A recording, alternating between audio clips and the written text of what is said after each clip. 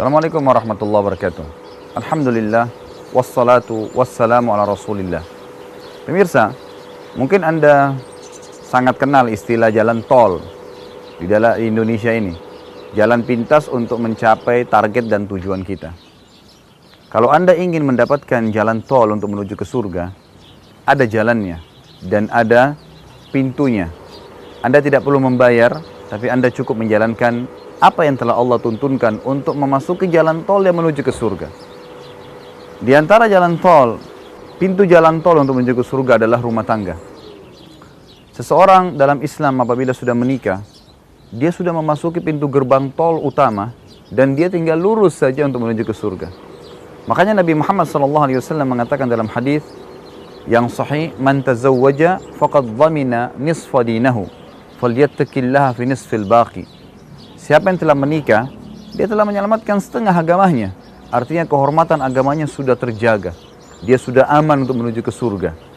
Dan dia tinggal bertakwa pada Allah, tinggal bagaimana menjaga ekstra lagi setengah yang tersisa.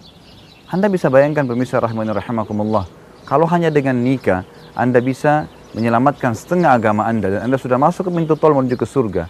Lalu apa yang membuat Anda untuk ragu melangkah? Kebanyakan orang berpikir untuk ragu melangkah karena mereka masih diwaswas oleh syaitan. Saya harus berprestasi dulu, selesai sarjana, atau saya harus memiliki usaha yang besar, atau saya mungkin harus berumur 30 atau 40 tahun, dan seterusnya. Atau mungkin dengan isu-isu yang bisa membuat atau merusak prestasi atau keinginan dia untuk berumah tangga. Misal dia mengatakan tidak modern kalau buru-buru menikah. Oh, ketinggalan zaman kayak dulu kalau orang menikah lebih cepat. Ini semua bertolak belakang dengan jalan tol atau tiket tol yang telah Allah siapkan buat Anda. Apakah Anda sadar bahwasanya menikah itu tidak mengharuskan butuh ijazah, tidak mengharuskan Anda berumur 30 atau 40 tahun, dan tidak mengharuskan Anda sempurna secara fisik. Ada seorang sahabat datang kepada Nabi SAW, sahabiat perempuan, lalu dia menawarkan dirinya kepada Nabi SAW, mengatakan, "Ya Rasulullah, saya ingin menikah dengan Anda." Lalu Nabi SAW melihat beliau tidak punya hajat, beliau mengatakan kepada audiens para sahabat di masjid, "Siapa di antara kalian ingin menikahi wanita ini?" Ada seorang sahabat angkat tangan mengatakan, "Saya Rasulullah." Kata Nabi SAW, "Pulanglah ke rumahmu dan carilah sesuatu yang bisa kau jadikan sebagai mahar." Sahabat ini pulang ke rumahnya, ternyata dia tidak temukan kecuali peralatan rumahnya yang biasa dia pakai untuk masak. Piring, gelas, cangkir, ya, alat-alat masak, ya, dan alat makan. Maka lalu dia berkata, kembali kepada Nabi, berkata kepada Nabi SAW, "Ya Rasulullah, ya, saya tidak punya apa-apa di rumah kecuali peralatan saya sehari-hari." Lalu kata Nabi SAW, "Irji' wal tamis walau khataman min hadid." Coba kamu pulang cari walaupun cuman sebuah cincin perak. Lalu kembalilah sahabat tersebut ke rumahnya, dia cari dan dia tidak temukan. Lalu dia kembali lagi mengatakan, "Ya Rasulullah, saya tidak punya apa-apa." Kemudian Nabi SAW mengatakan, "Apakah kau memiliki hafalan Al-Quran?" Kata sahabat itu, "Iya Rasulullah." Kata Nabi SAW, "Jadikanlah sebagai maharmu." Dari hadis ini ulama mengatakan bagaimana munahnya Nabi SAW menikahkan para sahabat, memudahkan buat mereka rumah tangga. Bahkan pemirsa rahimakumullah, ada sebuah hadis yang agung yang sahih riwayat Imam Ahmad, bahwasanya ada 3 golongan yang pasti Allah akan berikan rezeki kepada mereka. Salah satunya adalah seseorang yang menikah karena takut terjerumus pada hal yang haram. Anda nggak usah ragu dengan rezeki. Allah Subhanahu wa Ta'ala akan membukakan buat Anda. Begitu Anda masuk ke pintu tol pernikahan, maka secara otomatis Anda telah mendapatkan tiket sekaligus fasilitas yang Anda butuhkan selama perjalanan, dari makanan, minuman, dan yang lain-lainnya. Itu sebuah hal yang luar biasa.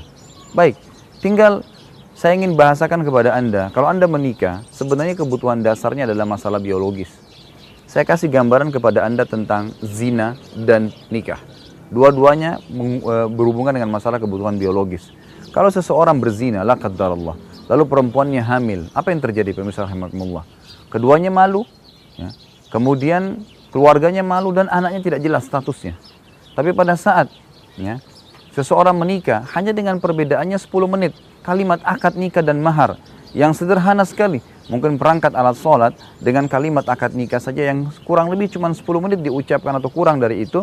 Kemudian terhalalkanlah kemaluan istrinya, dia berhubungan biologis, hamil, keduanya senang, keluarganya senang, dan anaknya yang lahir statusnya jelas. Itu perbedaan dasar antara zina dengan pernikahan. Allah Azza wa Jalla memberikan syahwat kepada diri manusia, laki-laki dan perempuan. Mereka membutuhkan satu sama yang lain. Tapi Allah juga menuntunkan bagaimana caranya melampiaskan syahwat tersebut. Itu jalan tol yang sederhana, bagaimana Anda melangkah menikah, dan Anda yakin itu adalah perintah Allah Subhanahu wa Ta'ala dan Rasulnya, kemudian Anda bertawakal kepada Allah sambil ikhtiar. Insya Allah semua akan ada rezekinya. Begitu pemirsa, mudah-mudahan poin ini 7 menit Anda bisa mendapatkan sebuah manfaat dari sini. Dan bagi Anda yang masih belum menikah, siap melangkah, karena itu adalah sebuah ibadah di jalan Allah Subhanahu wa Ta'ala. Subhanakallahumma bihamdika asyhadu an la ilaha illa anta astaghfiruka wa atubu ilaik. Wassalamualaikum warahmatullahi wabarakatuh.